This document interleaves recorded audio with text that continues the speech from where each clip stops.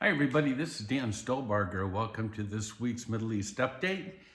We're going to do a kind of a deep dive into what's gone on this last week, not only in the Middle East, but specifically in Israel itself.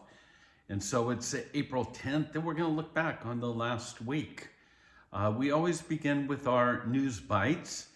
And if you remember, last week, Bibi had made his way to Hungary and was well received in Hungary.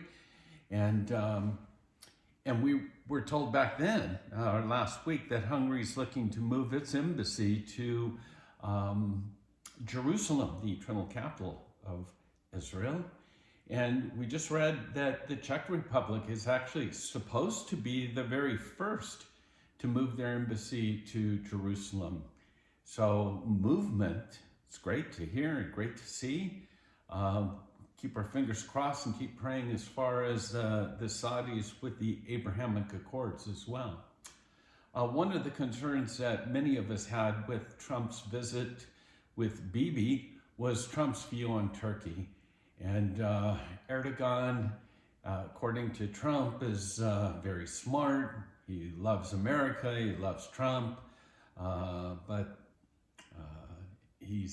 it seems that he's very anti-Semitic, so it is a concern. Iran this last week transferred long-range missiles to militias in Iraq to reinforce the regime's military front in that region, despite Trump's statements that he would hold Iran accountable, responsible for any of the activities of its terror proxies in the Middle East. Mike Huckabee, by the way, has just been confirmed. You know him as a staunch pro-Israel evangelical conservative. Exciting to have Mike Huckabee as our ambassador to Israel. The Israeli Air Force struck terror targets in the Gaza Strip, but they are also indicating that only about 25% of the Hamas terror tunnels have been destroyed. That's obviously a concern. Netanyahu, in light of everything that's transpiring with Iran and of course these direct talks that's supposed to take place this Saturday, Bibi's basically come out and said the Iranian deal must entail blowing up or dismantling all nuclear sites in Iran. I'm not holding my breath to think that this diplomacy, these talks, are going to amount to anything. We're still believing that in the not too distant future, there will be a strike on Iran led by Israel, but supported by the United States as well. So the IDF is expanding their buffer zone. I'll give you a map here. Remember, the PDF is a part of this presentation. There will be a link on the YouTube page that you can click to get it in its fullness and not have my head kind of going back and forth in it. But the Gaza buffer zone, it looks as if Israel's going to include all of Rafah. Very, very interesting to see what's transpiring there. Okay, our major articles. This is the talks with Iran, supposed to happen on Saturday. I think there are 4 possibilities. Number 1 is Trump will negotiate a strong deal that forces Iran to back down. Or, number 2, Iran will pretend to negotiate, but secretly continue its nuclear program. This is what they've done in the past. Number 3, it'll be a very weak deal. It'll be signed, but it'll give Iran sanction reliefs. Or, 4th, the talks will collapse and military conflict will become more likely. I think those are the 4 options, and we're going to have to just take a wait and see. Again, Trump is banging the war drums, basically giving stark warnings to Iran, saying, bottom line, if we don't make any progress, bad things will take place. He's also indicated that if bad things are to take place, that Israel will take the lead in a war, literally a war or strikes with Iran. So Trump reiterated his threat to use military force if the nuclear talks fail. But he's gone on to say, and this is from the Oval Office, that Israel will take the lead, but he quickly added, nobody leads us by themselves. The United States will ultimately do whatever's necessary. We will do what we want to do. So even though he's saying, yeah, tip of the spear will be Israel, my guess is that the U.S. is going to be very involved as well, much like what they're doing with the Houthis at this point in time. And then interesting, out of Saudi Arabia, the Saudis have banned all public displays of support for Palestine. Prince Mohammed bin Salman basically quotes, I quote him, that is, the Palestinian cause is not my cause. I only care about my country and the people of my country. We will not waste time with radicalism. We will modernize rapidly. So once again, prayers for the Abrahamic Accords. And once that major domino falls, many other Arab countries will follow suit.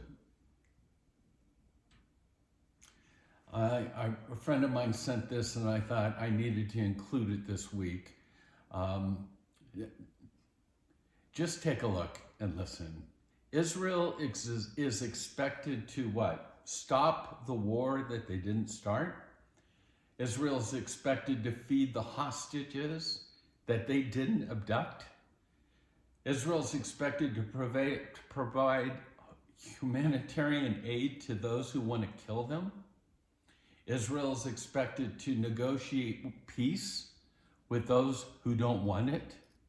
And finally, Israel is expected to be the perfect victim who doesn't dare defend itself against genocidal terrorists.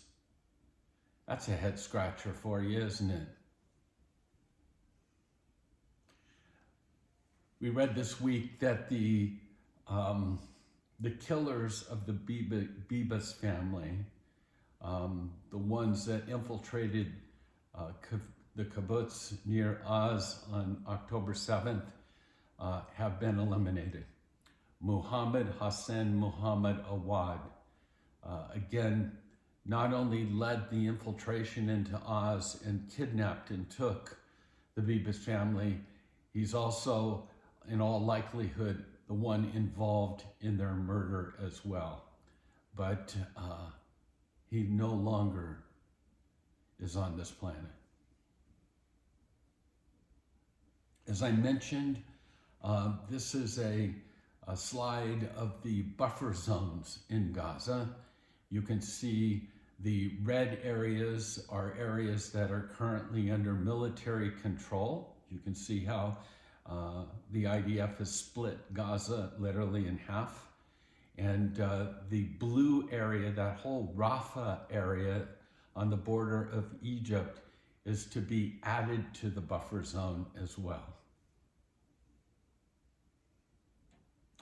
I thought I just had to show this because as things ramp up, we're hearing about Hamas's wanting to make a deal, another ceasefire deal to prolong, and Egypt's put something on the table. We'll hear more and more about it, but just never want to forget.